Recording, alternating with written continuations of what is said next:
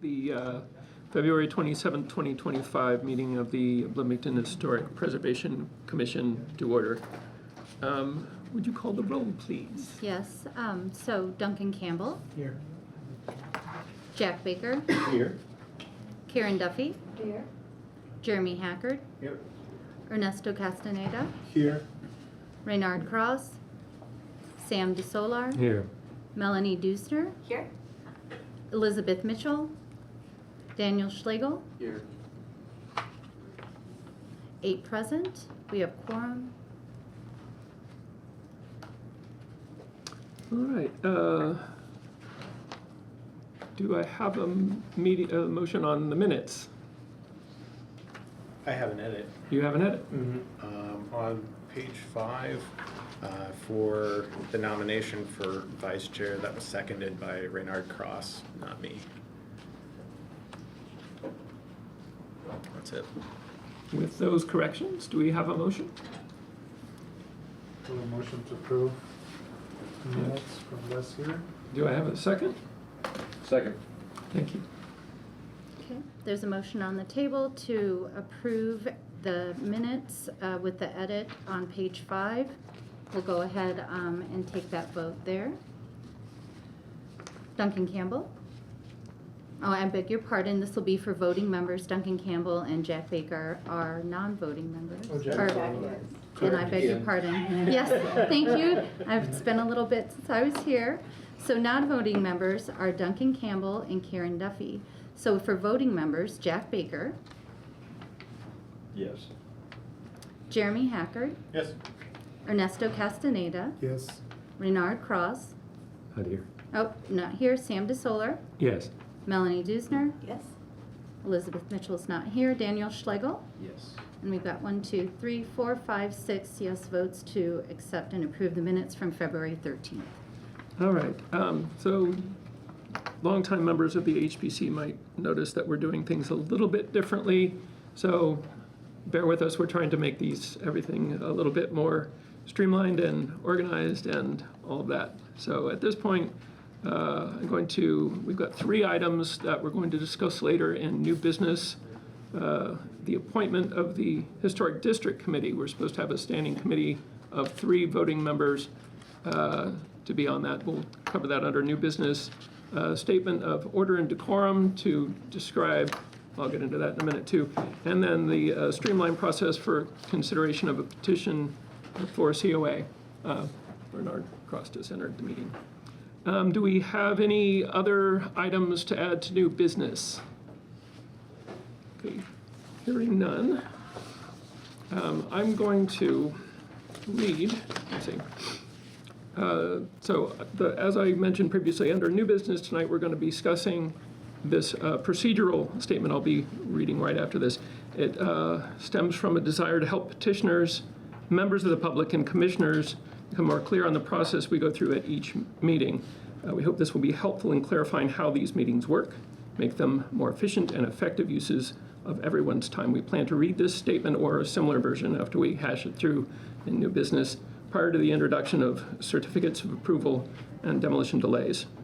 So at this point in the meeting, the Historic Preservation Commission will hear petitions for certificates of appropriateness, followed by demolition delays. For each item, the Historic Preservation Program Manager, Noah, will present a staff report. I'll remember that this time. We'll then hear from the petitioner to see if they have any additional information, followed by a round of questions from each commissioner. We ask that the petitioners, the public, and commissioners refrain from speaking unless addressed by the chair, unless a question is directly addressed to them.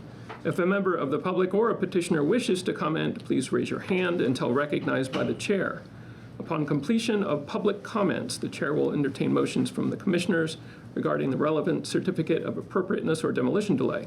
Once a motion is made by a commissioner, the chair then opens up a discussion of items for members of the commission only. The chair will call for a vote once each commissioner has been given a chance to comment on the motion. We encourage all commissioners, petitioners, and members of the public to be civil and respectful at all times. So that's a little bit different order than we have done things in the past. So please bear that in mind as we're going through, and we'll do the best we can. I think that brings us to certificate of appropriateness. So the first item we have up for certificate of appropriateness review is 803 North Maple Street in the Maple Heights Historic District. The petitioner is Linda Jean Camp. The request is for a 2-story addition. Is the petitioner present? The petitioner is not present tonight. So we will need to continue this to the next meeting. If there's a motion. We have a motion to continue? Mr. Chairman, point of order. Sir. I believe this was tabled, not forwarded, Table. so we need a motion to bring it off the table before doing anything with it. All right. Actually, the bylaws state that if the petitioner is not at the meeting, you can either hold it till the end of the meeting to give that person an opportunity to come, or it is automatically continued until the next meeting because they're not present. So it's fine to take a motion. Do we actually need to take a vote I don't on? think you actually even need to take a motion since it's provided for in the bylaws that it automatically gets continued. All right, so you want to retract that? I'll retract it. Thank you. And we'll just automatically do that. So moving right along. Okay. Next item on the agenda, 1200 North Lincoln Street in the Garden Hill Historic District. 1200 North Lincoln is an altered gable L cottage with an enclosed front porch. Most of the limestone retaining wall has been replaced with cement block, and most of the original exterior materials appear to be missing. This item has been continued from the February 13th meeting, and new windows have been added to the plan, along with alterations to the interior floor plan.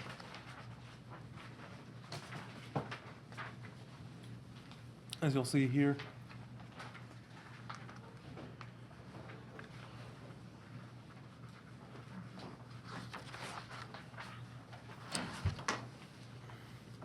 And I can finish reading, but I want to see if the petitioner is present as well. Staff recommends approval of COA 2510. Because the proposed changes are extensive, this application has been reviewed in the context of a new build. The existing building was not a contributing resource at the time of the district's designation, and although its original character is identifiable, it has been significantly altered. There's a 1.5-story ADU located behind the property, and a 2-story building across the street. The choice of proposed materials meet district guidelines, and the footprints of the property would not significantly change its size, although the mass would. Since this petition was last reviewed on February 13th, the addition of windows on the north and south ends of the forwardmost block of the house has brought the proportion of windows to wall visible from the public right-of-way closer to that of the surrounding buildings. Is the petitioner present?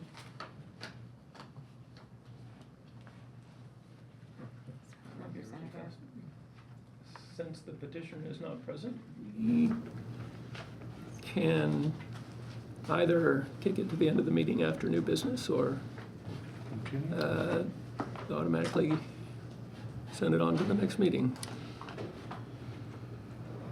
Have you heard anything from the I've petitioner? heard from the petitioner, the previous petitioner and the one coming up, that neither of them will be able to make it. Okay, David Parsh, the petitioner for this item, has not told me that he will not be able to make it. why don't we, as a courtesy, put this to the end of the meeting? Mm-hmm. Okay.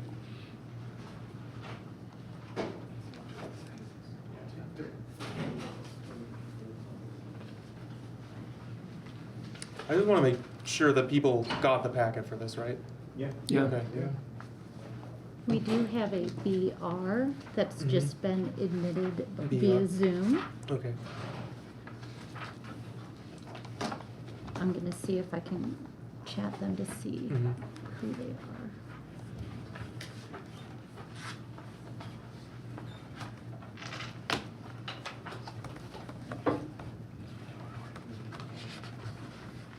Excuse me, no? Yes. For Garden Hill, can we Right. speak on this? On 1200. I want to see if this is a petition. We're only gonna take the case up if the petitioner is available. Yeah, we Yes. can't take it up unless they're here. I'm just checking Called on us. Zoom. All right. So that's next. We're gonna hold it until the end of the meeting, just in case they do show up. Okay. Okay. Shall we move on to the next? He's trying to see if that petitioner is online. If the petitioner is online for this demolition delay, or actually the previous case, sorry, would you raise your hand?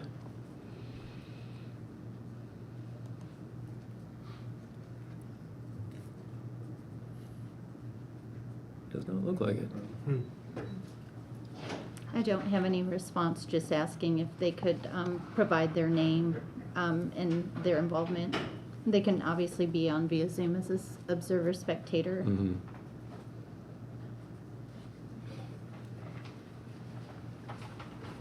Can we move on to C and then we can give them time? Yeah, all right, let's move on to demolition delay number 2504. Demolition delayed, I'm sorry. yes. Did we take up COA 2511? It's continued? It will have to be continued. I heard from the petitioner that he's not going to be here. Okay. So there is another, Okay. there's another one on the agenda. I didn't include it in the PowerPoint because I heard far enough in advance that he was not going to make it. Okay. Mhm. Thank you. Okay. Demolition delay? Okay.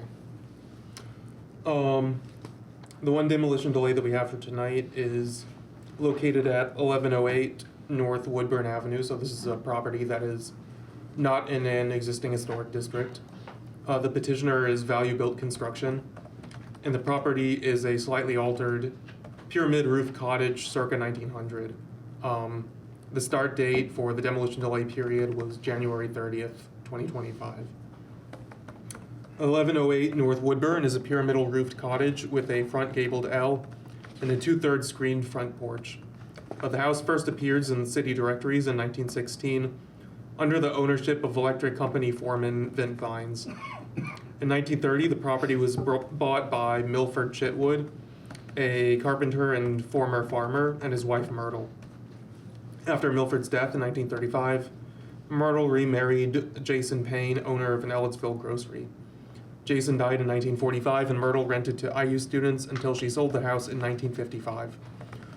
Myrtle had no children but cared for babies after the death of her second husband. In the mid-1950s, the house was briefly occupied by teacher Robert Metcalf and later by furniture salesman Jason Hendricks. From 1958 to 1964, the house was owned by realtors Merlin and Mary Swarthout. In junior high, the 5-foot-tall Merlin made the paper for winning a basketball game for Butlerville High by climbing on the back of his 6'4" teammate. By the time he was drafted in 1940, Merlin had grown 10 inches. Moving to Florida, the couple sold the house to Canadian maintenance worker Philip Gandier and his wife Ruth. Philip died at 31, and his wife Ruth sold the house to Lewis and Ruth Schlesinger in 1970. This couple owned the house until Lewis's death in 1975. Since the notice of demolition was posted in the front yard of 1108 North Woodburn, two neighbors have called the Historic Preservation Program Manager, expressing disappointment at the potential demolition. The request is for full demolition. And we have established the petitioner is not here for this one? They don't have to be. I know, but Right. if they're here, if the petitioner is here, raise your hand if you would like to add anything. Don't see anything. If any member of the public would like to comment on this demolition delay? No? No? All right. I will go around, or I can, if any of the commissioners present wish to have questions or comments, because this is, yeah. Would you raise your hand? Seeing none, I will call for a motion. I'll make a motion to approve. I hear a motion to approve. Do I have a second? Second. Call the roll? Okay, there's a motion on the table to approve demolition delay 25-04. We'll go ahead and start with the vote. Jack Baker? No. Sorry, was that a no? Mm-hmm. Okay, thank you. And Jeremy Hacker? Yes. Ernesto Castaneda? Yes. Reynard Cross? Sam DeSola? Yes. Melanie Dusner? Yes. Daniel Schlegel? He's not at the He table. was just here. Okay, I'm not sure what to do. We can just hang on a moment, I think. Okay, great, thank you. I have a 5-foot basketball player. Yeah, a 5'10" Canadian man, so. Yeah, okay. I would like to, while we're waiting, we do have some, BR is Blake Rowe with Brawley. That is our Zoom participant. Mm-hmm. He said that he is filling in for David Parsh. Great. He's here for COA 25-10. I'm gonna go ahead and allow him to start a video. Well, we're in the middle. Well, we Or, have to. when he- get I'm through sorry, this. when we come back, is it Yeah. okay if I check in to make sure that when this is, just to make sure that, that when he's ready, he'll be able to unmute himself and also be able to start video? Is that appropriate? Okay. I'm gonna let him know that. Okay. Okay, we're in the middle of a vote for the demolition delay 25-4. We went through the voting and a vote from Daniel Schlegel. Is it to This is approve to or to release demolition delay 2504? Since I missed the discussion, I'll abstain. Okay. So we have 1, 2, 3, 4, 5 yes, 1 no, and 1 abstain. That motion passes. Jeremy, would you read the statement? Yes. Today regarding the property located at 1108 North Woodburn, the Historic Preservation Commission declares that it got notice of the proposed demolition, and after today's discussion sees no need to review the plans any further and waives the rest of the demolition delay waiting period. The HPC may later recommend the property for historic designation to Common Council. Thank you.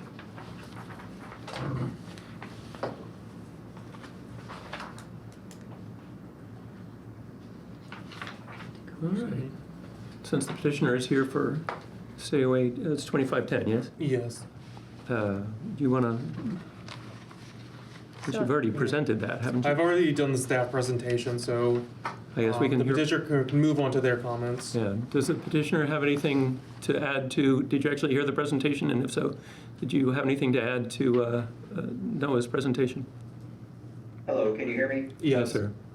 Okay, I don't have anything else. I think pretty much everything was said last time, and we had revised drawings that were put in. I know David and Noah had some email communication. I see those new drawings are in the packet here tonight. Thank you. Does any member of the public want to comment on this one? Yeah, I'm Phil Worthington. This is Gary Slough from Garden Hill Neighborhood Association. We reviewed this. We didn't like it the first time we saw it, and we don't like it the second time. Our design guidelines call for single story, which is consistent with the neighborhood. I think, Noah, you sent us another version of the front that had more windows, I think. There had been an earlier version I with think fewer that is windows. the early, yeah, but. So this is the most recent drawing I've received. The person who lives just to the south of that said this house is the oldest house in the neighborhood. I said, can you prove it? Can you validate that? And if so, tell the HPC, maybe that'll have some bearing on this. But no, the other thing, I think it was you mentioned, the chair mentioned there was a second story across the street as a model, perhaps, or precedent for doing this. I don't know which one you're referring to, but if it's 221, that's owned by Brawley, in which he put an illegal second story on the house back in 2020, then sought a C of A from this body, and you turned it down. So no, we don't think highly of this petitioner here. The other thing, you had mentioned civility, decorum of this meeting, but I want to impart on you that the decisions that you make, whether it's HPC or it's Board of Zoning Appeals, Plan Commission, Planning Department, the land use decisions that you make that almost always increase density levels do not end up being civil for the people who have to live with these decisions. You don't. We do. Thank you. And that gets lost on everyone. It's getting increasingly dangerous in my neighborhood. Police, what police? What police? What are you talking about? You don't discuss the visceral and physical fallout of these decisions that you make. Thank you. Thank you. All right. I think we're up to questions. Jack, do you have questions for the petitioner? I don't have many. One, I'm a little confused by one of the elevations, what's called the front elevation. Is the main entrance to this house to the right of this bump out on the front elevation? It appears to be. I can't find it anywhere else. That's correct. It's that door that you see there on the right elevation. That's the current entrance to the house, so that's remaining unchanged. Oh, that door is the main door to the house. Okay, that's what Currently, yes. Yes, okay, good, thank you. That's all I Yes. have. Jeremy, questions?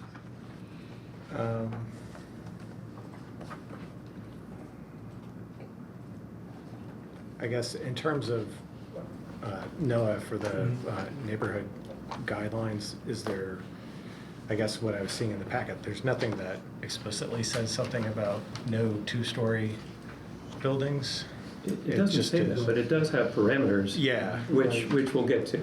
Yeah, so I just was wanting to, So it's not, right, there's, the rules about height relate to, mostly to other buildings in the context of that yeah, block. okay. That's my question, thank you. Karen? No, that was my question. Yeah, if you have questions and comments, try and get them in now because, no, that's a big lie. Okay, sorry. I need to get this in my head too. Melanie, sorry. No? Yeah, no. Mine was just about the 2 stories. Okay. Bernard? Yeah, but forgive me if this was the question that was asked, but I am concerned about the comment that the, sir, may I have your name again? Phil Worthington. That Mr. Worthington made, and whether that disclosure would have affected the staff's position on this building. Because from what I understand, that building which Mr. Worthington, that you made the comparison to in drawing the conclusion that there were other buildings in the neighborhood. If that's an illegal building, then I believe it shouldn't count. What would be the position of staff?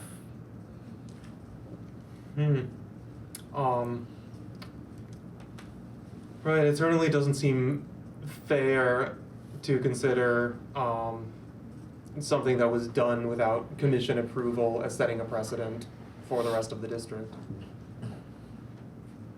Okay, so it would change your position Right. with regards to this building. Okay, that, If I might though, I don't believe your decisions set a precedent. You're a quasi-judicial body that applies the rules to each case. So while you need to look at the context, if that's part of what the design criteria dictates, You don't need to look at prior decisions as a precedent that you have to follow. Right, I was just concerned as to whether, Mm. knowing that this building may have been illegal, would it have affected Right. their decisions? Mm. Duncan, you have questions? Ernesto? It's only questions or comments or? We'll have a discussion after a motion is on the table about that particular motion.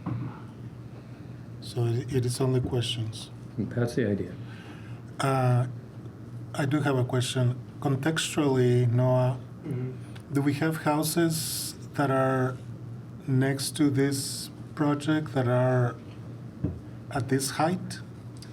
The ones on either side, immediately adjacent, Uh-huh. are 1 story.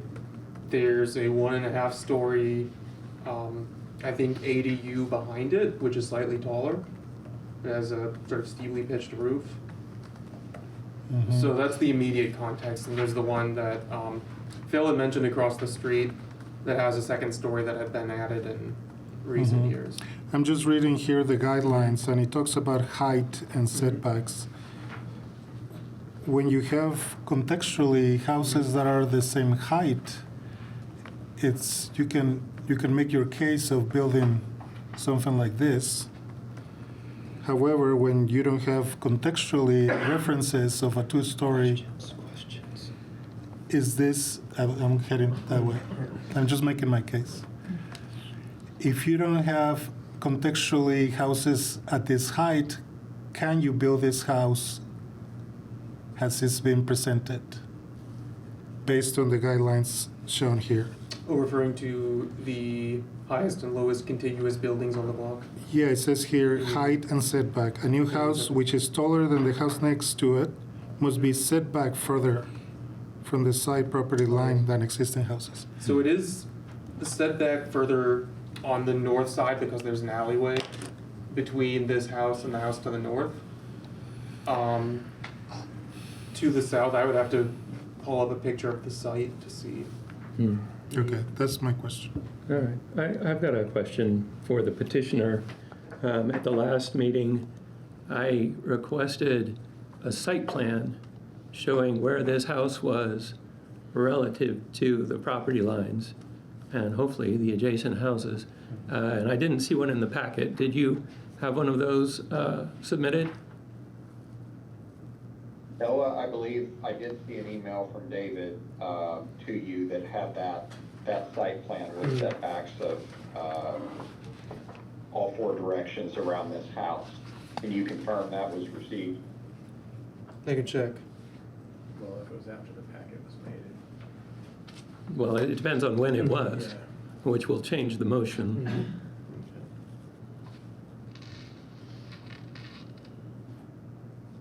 me see.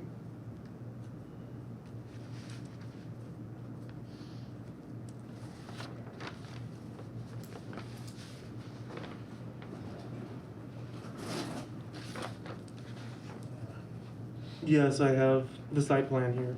And when did it arrive? Did it arrive to make it in time for the packet? Yes, it did. Okay. I will share a screen here.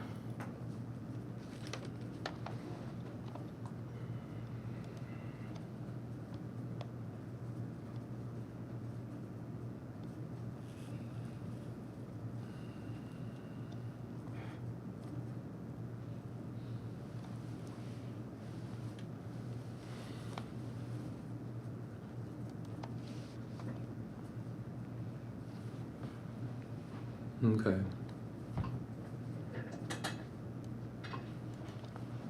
So essentially, the house is in the same spot. And they're saying the setbacks are 3 feet from the adjacent property line. And it's is that an alley to the Yes. north? So the property line is still 5 feet, because the guidelines call out property line, not right away. And then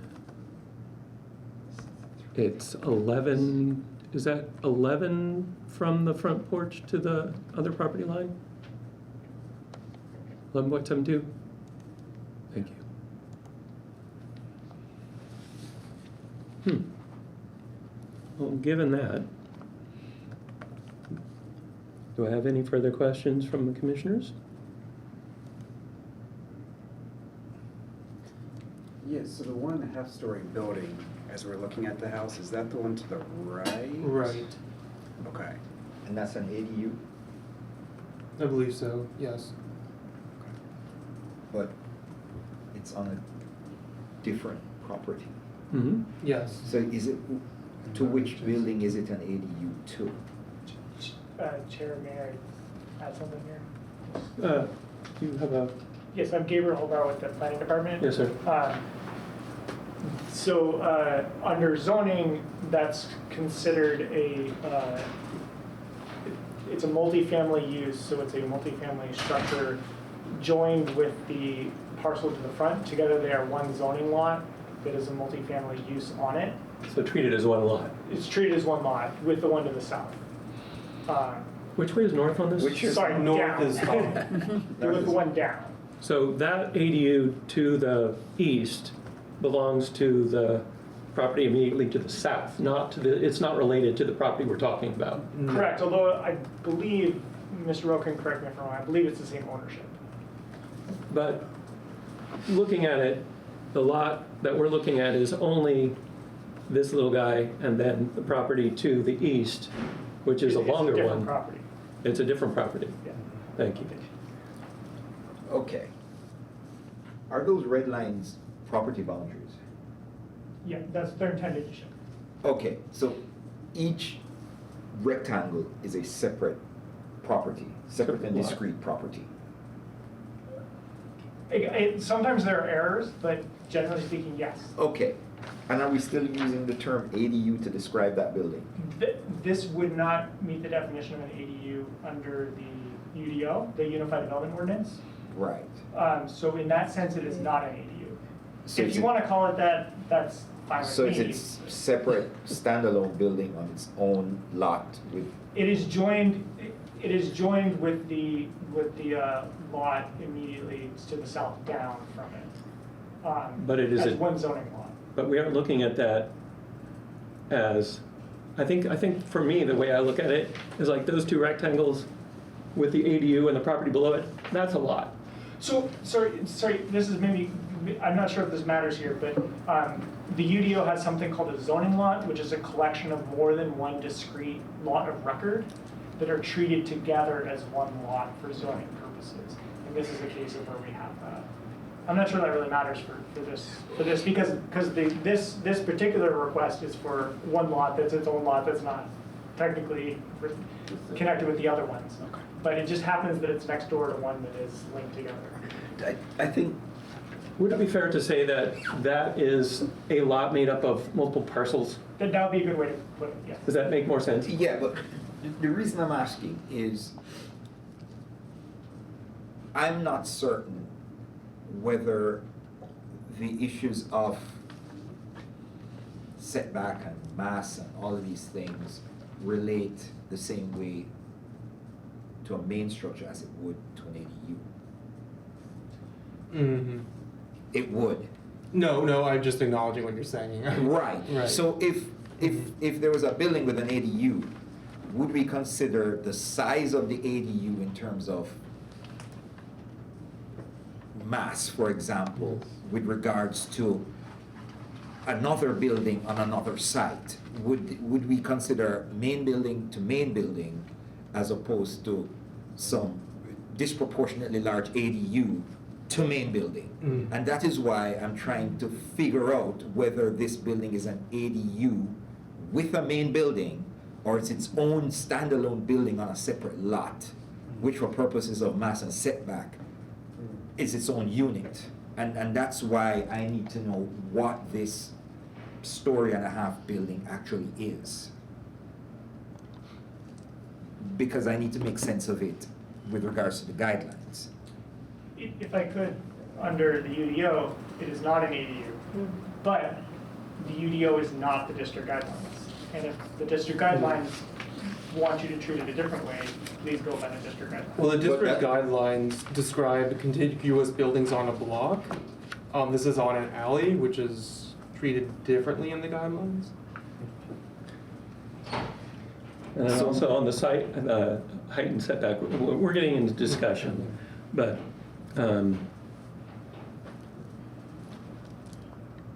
it's a little sticky. Yes.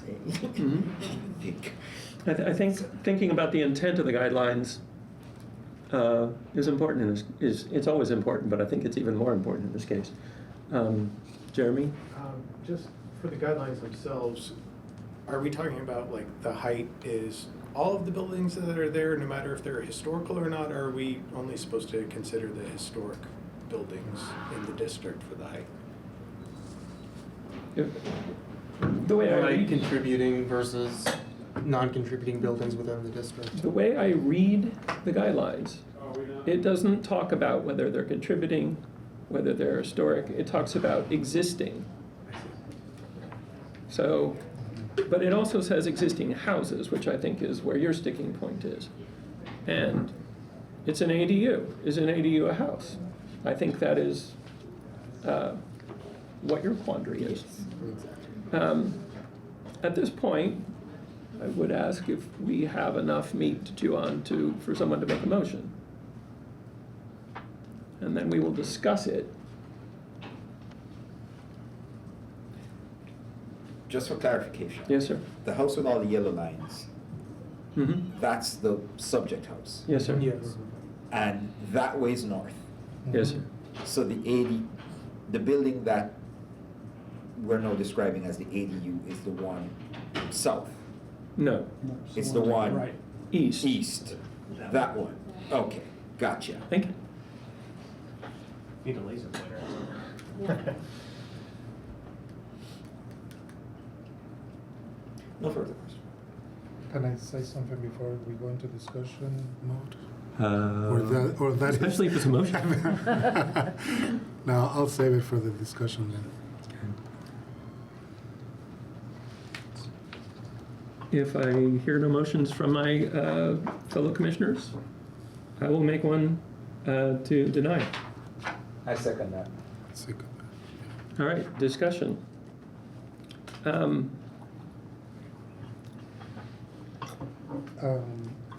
One thing, we're looking at this, there is no reference of a full two-story houses contextually around this proposed project. Maximum story and a half. That's one observation. The other is the guidelines talked about very carefully how to do window patterns. And from what I see here, it doesn't meet that requirement either. The proposed new windows are totally out of proportion compared to the existing windows. In my opinion, the drawings doesn't show with clarity what is new, what is old. I think we need more information on that too. Duncan, do you have comments on this one? Yeah.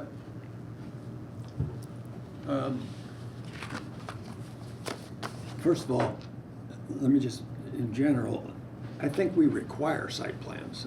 Yeah. And to not have a site plan on any proposal leaves an enormous void in the discussion, in the ability to interpret the site, because context in districts is everything. And I'll just speak generally about historic preservation ideology, if you will. Context is what everyone is concerned about, including guests in the audience. We should be concerned about. And so the sort of extensive questions that we were talking about, whether this is an ADU or not, really, I don't really think that's pertinent. What's pertinent is to be able to evaluate the changes to this building relative to the context it's in light of the guidelines that the community has developed. The guidelines are guidelines. So even though we assist communities in developing guidelines, and some communities want to make more lenient ones than others do, the ultimate obligation of commissioners is to follow historic preservation standards to their own best ability with the guidelines in mind. The job is not, in my opinion, and I've been on this commission for a long, long time, to look at guidelines and automatically follow them. If you don't agree with them, You don't have to vote in agreement with them. In this particular case, for me, adding a second story to a house in this context, which is virtually all single-family houses, with the exception of the illegally built one, which shouldn't have happened and shouldn't be there today. Adding this two-story house doubles the mass, which it right there violates most preservation standards. And in this context, I don't think it's appropriate. I agree with what's been said about the windows and so on also. And in general, I don't think the drawings clearly enough indicate the differentiation between old and new, and the things that we need to know in order to make these decisions. I mean, this isn't a judgment about the petitioners or anybody else, but just in terms of the way this, since we opened this discussion about how this body is supposed to operate, I'm giving you years and years of experience about you really have to evaluate context in every case, because all these districts are different, and they're different in subtle ways. And even to that extent, everyone should go and look on site at all these buildings. And in addition, I mean, that's really important. And in addition, we have to have a good site plan. And I don't think we should discuss anything without one, because I believe it's a requirement. Sorry, I'll get to my comments when I So I'm sorry, that was too much and too vociferous, but I think that's what this whole discussion has been we'll about. take it, we'll Everybody's take it. kind of wandering around the table trying to figure out what to do without having a real guidance. Bernard, you have? Well, I mean, I completely agree with Duncan and Mr. position. I don't believe we have enough information to make a decision. I believe that putting a two-story building in this context, it would be inappropriate. And I'm not prepared to vote yes on this project. Everything's been said that I would say, so. Sam and Duncan's remarks especially were helpful, so don't apologize. Karen? Yeah, nothing to add. Jeremy? Jack? I wrestled with this, and I agree with what Duncan says. It's context, and we've seen several houses in the last few meetings that I've deemed as starters. They've got a roof, they've got windows. In parts of the city, they would be acceptable in the suburbs and such, where the demands aren't too great on them, where there is a context. But where there's a neighborhood in context, I can't see that this house meets the obligations of the neighborhood. It's another starter home in look.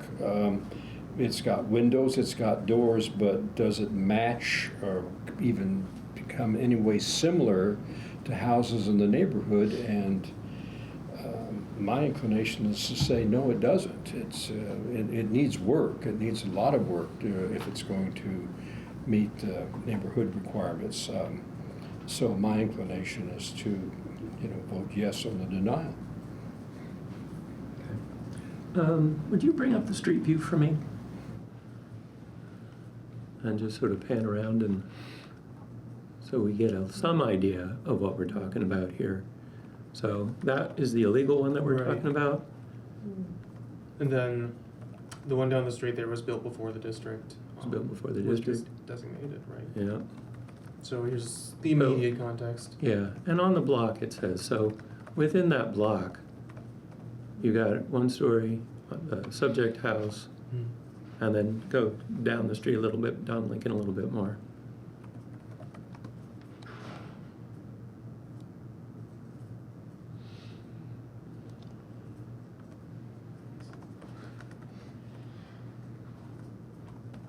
That's a sort of story and a half, but that's on the next block. Right. So one of the things that the guideline says about height, the height of a new building, which essentially this is how it's being reviewed, because we're taking down basically the old house, but putting on the footprint, should fall within the range set by highest and lowest contiguous buildings if the block has uniform heights. And also uncharacteristically high or low buildings shouldn't be considered. And just from that alone, that's essentially why I made the motion I did. All right, I think, unless we have more comments from the commissioners, do we need to call a vote? Could I make it one more comment? Yes, sir. Just because I'm thinking about it. We're, you know, in these demolition delays, for instance, we're constantly up against losing, like that pyramid we just looked at. You know, absolutely lovely house on a lovely site, perfectly usable, but because of the way the law reads and our role in it, we really kind of always have our hands tied in these kinds of things. But in historic districts, we should be doing everything we can to promote the preservation of the existing housing stock. And if it needs renovation, renovating it in such a way that it's historically appropriate to the house and the neighborhood. And this is completely going the other way. And the reason for it is that it goes back to the density argument, which is that we are so engaged in this city with growth and development and increasing density, all of which independently are perfectly legitimate concerns. But when we get into historic districts, people who are carpetbaggers, I'll use the word, coming in and acquiring historic buildings and making alterations to them for the sole purpose, or I won't even make that accusation, for the possible purpose of increasing density and having more rentable units, is wrong, folks. And we're supposed to be protecting the historic integrity of these neighborhoods. And I think if that means, I'll say it again, keeping the carpetbagger at bay, then that's the way we should do it. If somebody wants to come in and make a good, historically accurate renovation on an existing home and you know, add an ADU or even add an interior bedroom or jump a new dormer off the roof, it's perfectly legitimate. But to alter the house to this extent is, I think, is just wrong, and that our purview is not to allow this. Our purview is to stop it. All right, I think we're ready to call a vote. I just also wanted to note, we had a public comment person, and they said they were not here for this particular vote. So there's a motion on the table to deny COA 2510. It's been moved and seconded.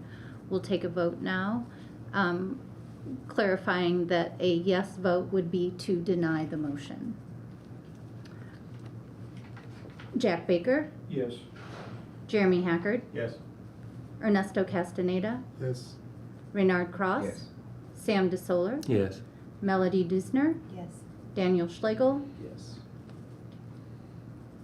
That is a 7 yes, 0 no, 0 abstention. The vote carries. Thank you.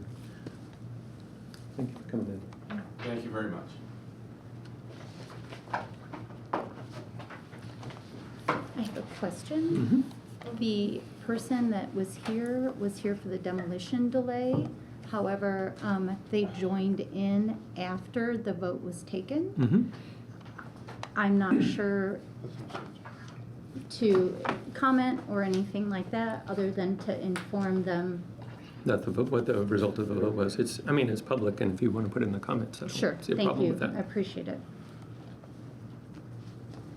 All right, do we have additional demolition delays? No, just the one for this week. Okay. So where are we? I think we are to old business. Right. So the only old business I'm aware of, I think one of them is the sidewalk on Dunn, yes? Right. And we are talking with Indiana University to see how we can resolve this. So that's in process. We're waiting to hear back. There had been a meeting with a subcommittee that was formed last year within the Historic Preservation Commission to discuss issues related to sidewalks.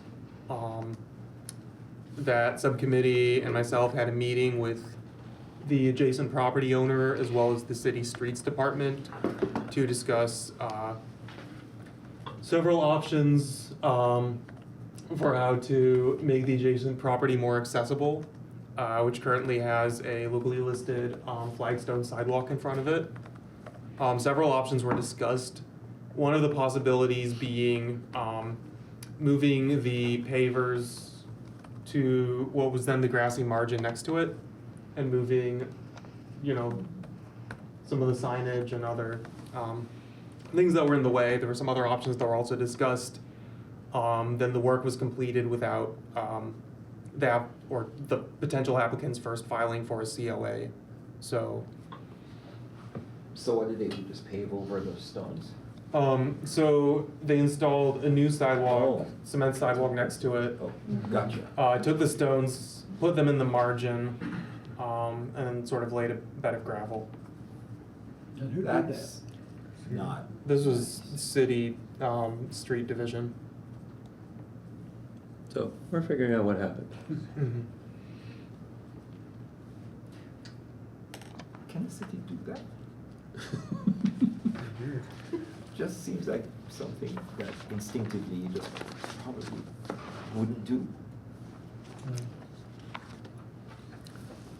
We still don't know exactly how it happened, but we're digging to the bottom of it. We'll bring it back up.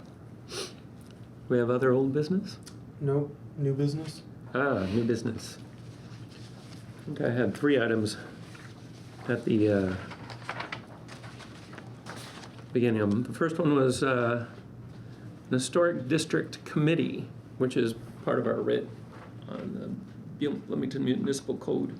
And we talked a little bit about what that should do, and I would ask Duncan to chime in a bit on what we're looking at doing with that commission or that subcommittee. Initially, I thought it was not only keeping an eye on potential areas for new districts, but also looking at existing districts and making sure they're being maintained. And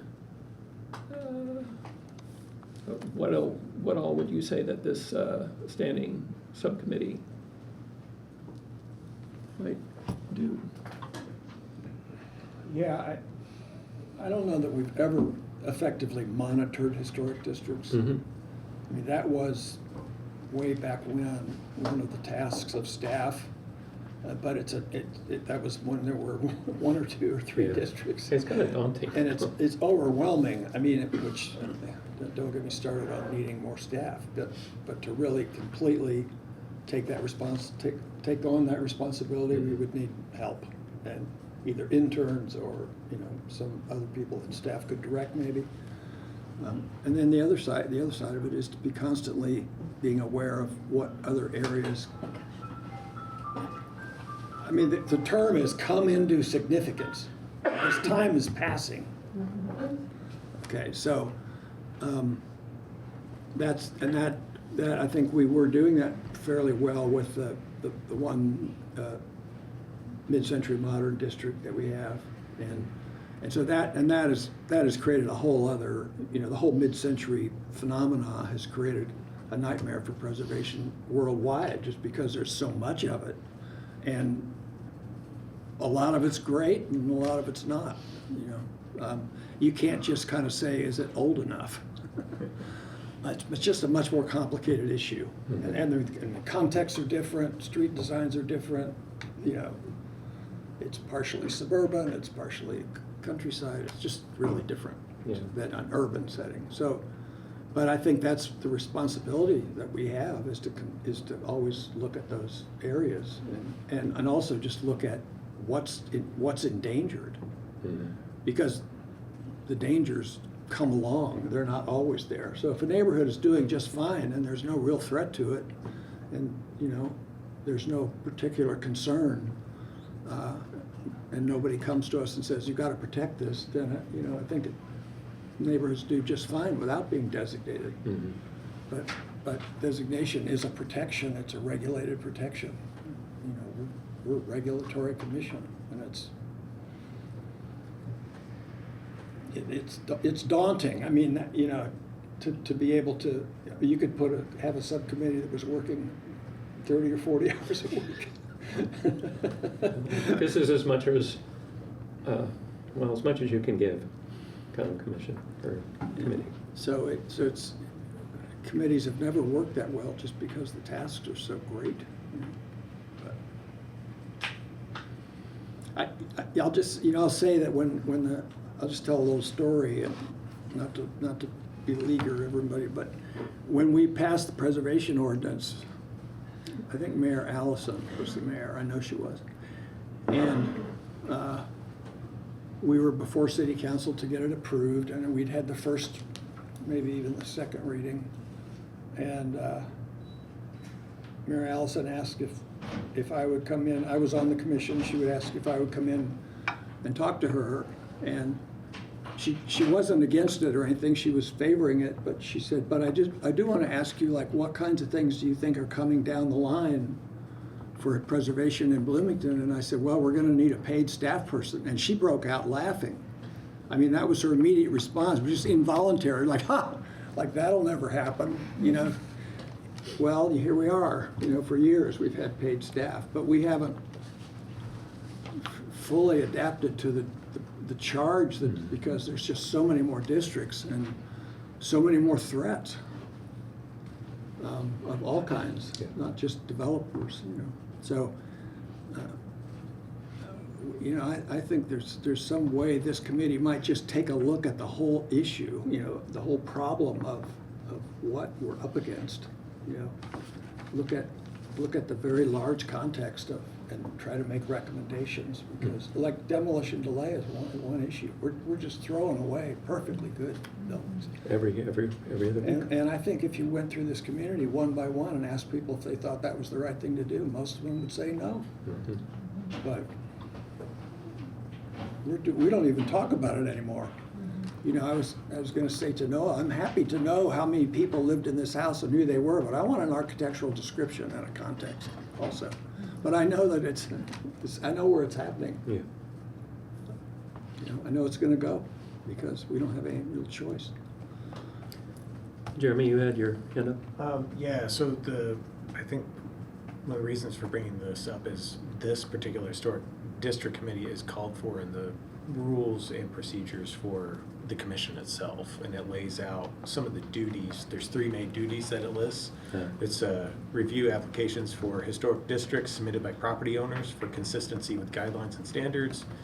2, prepare criteria and standards for which the commission bases its actions and define elements the commission should consider of particular importance to a specific district being proposed. And 3, present to the commission proposals for the adoption of new districts and landmarks based on special significance and impending threats.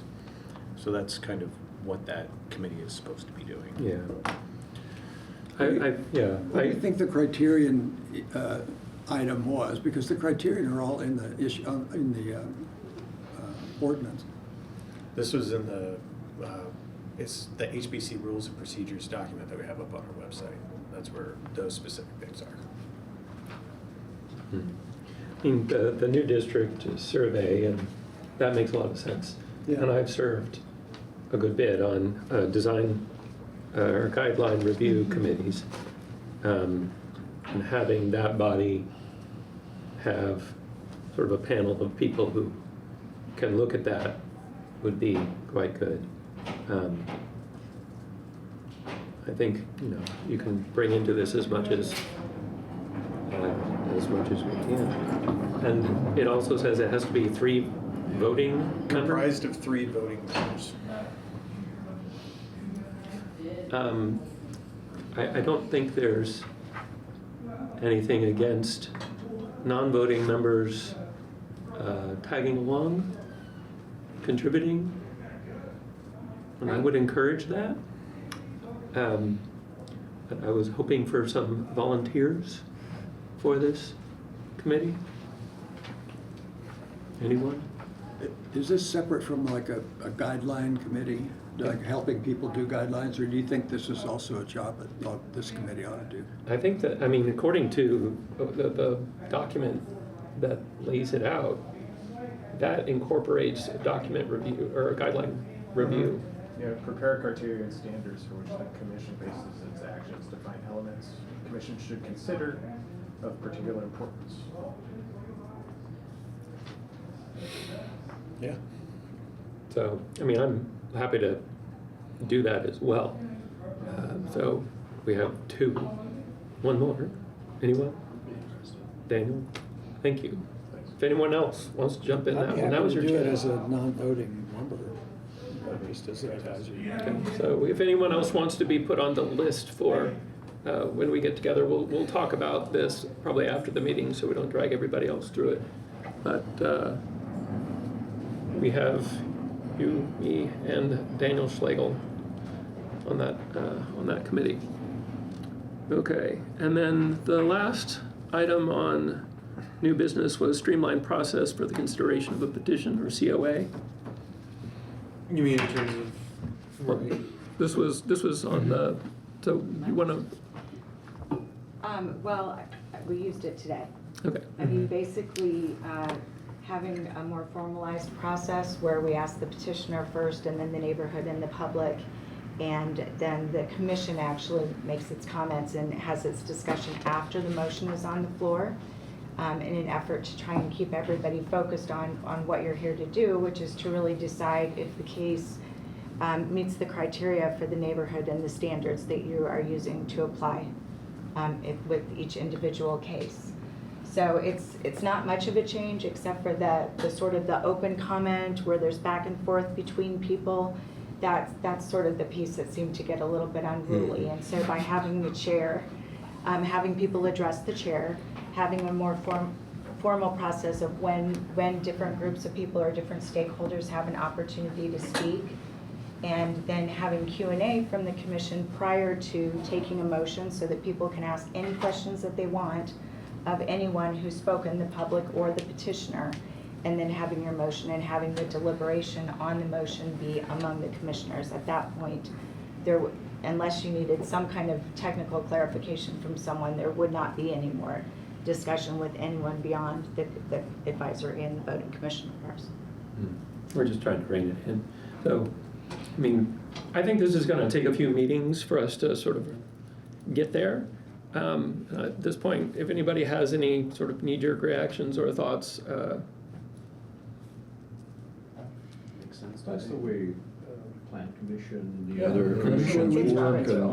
works. It keeps the back and forth between individuals here and the audience out there. But that can become contentious and can go on for far too long. We all repeat too much, you know, so this is a streamline. great, thank you.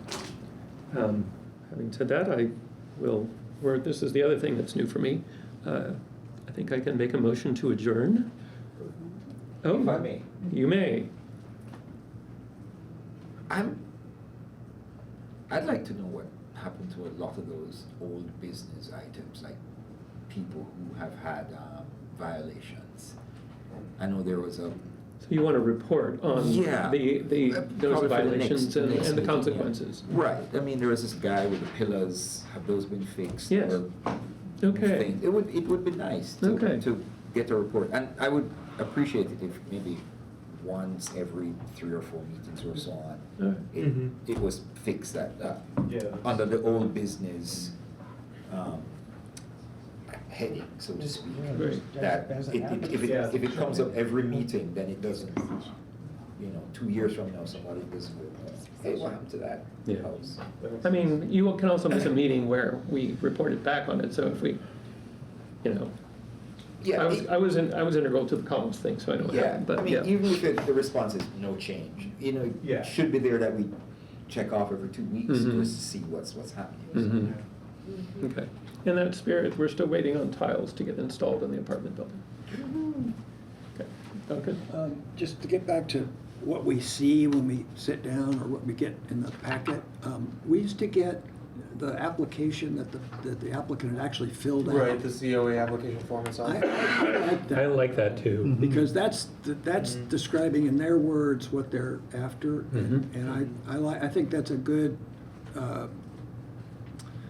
first step for me when I'm trying to figure out what's going on, and then your recommendations and whatever else you want to put in the packet. But that and a good contextual site plan. Yeah, the unadulterated COA application I think for me, it gave me a good yardstick about who I was dealing with and how familiar they were or not with the process. It's So also the form that has the requirements of the application on it. Yes, I was just People gonna, miss. I was just gonna mention real quick, if the applicant doesn't meet all the requirements for the COA, automatically that doesn't go through. would they even show up in the Yeah, packet? it shouldn't be even here. Be rejected out of hand. Yeah. With a note saying, Yeah. you didn't give me this, you didn't give me this, you didn't give me this, and as soon as this is acceptable, I will take it. You know, one thing one thing that we could do to help them is to obviously follow those requirements, but maybe we should look into what those requirements are. Because we saw it today. I mean, they show these drawings that are not complete. We want to see very clearly what is existing, what is proposed, what is changing, what is demoing. We just can't see one set of drawings that are just so vague. So that's, I think, another task. I have one other thought on that, is like maybe we could have a couple of good examples Yeah. of applications for various things with, you know, Yeah.